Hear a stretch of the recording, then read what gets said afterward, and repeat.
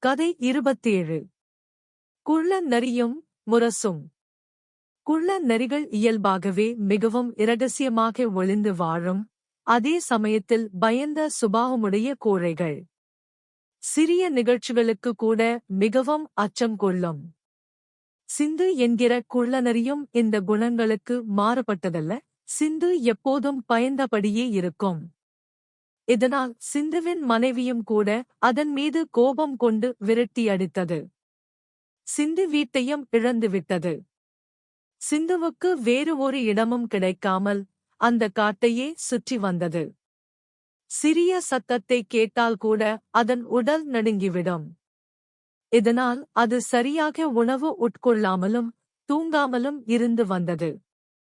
இப்படியாக குள்ளநரி அந்த காட்டில் சமீபத்தில் போராட்டம் நடந்த இடத்தை குறுக்கிட்டது. திடீரென்று அந்த நரிக்கு விசித்திரமான உரத்த உருமல் சத்தம் கேட்டது. அந்த மாதிரியான சத்தத்தை நரி இதுவரை கேட்டதில்லை. அந்த சப்தம் சிங்கமோ புலியோ கர்ஜிக்கும் குரலாகவும் இல்லை. யானையின் பிளிரும் சத்தமாகவும் இல்லை. நாய்களின் குரைக்கும் சத்தமும் இல்லை. இதனால் சிந்துவிற்கு முற்றிலுமாக பயம் கவ்விக்கொண்டது. சிந்து தனது முழு பலத்தையும் உபயோகித்து சத்தம் வந்த திசையை நோக்கி நகர ஆரம்பித்து அங்கு சென்றபோது ஒரு வேறுபட்ட வித்தியாசமான பொருள் நிலத்தில் இருப்பதைக் கண்டது. மெதுவாக ஊர்ந்து அதனிடம் சென்று தனது நீண்ட வாலை ஆட்டியது. நரியின் வால் அந்த பொருளின் மீது உராய்ந்தபோது ஒரு இனிமையான ஒலி கேட்டது. தற்போது சிந்து அந்த புதிய பொருளின் முரசு மீது குதித்து ஆடியது. அதனால் சத்தமும் அதிகமானது. சிந்து ஆச்சரியத்துடன் மேலும் மேலும் வேகமாக ஆச்சரியத்துடன் முரசு மேல் குதிக்க அதனால் வரும் ஒலியும் அதிகமானது.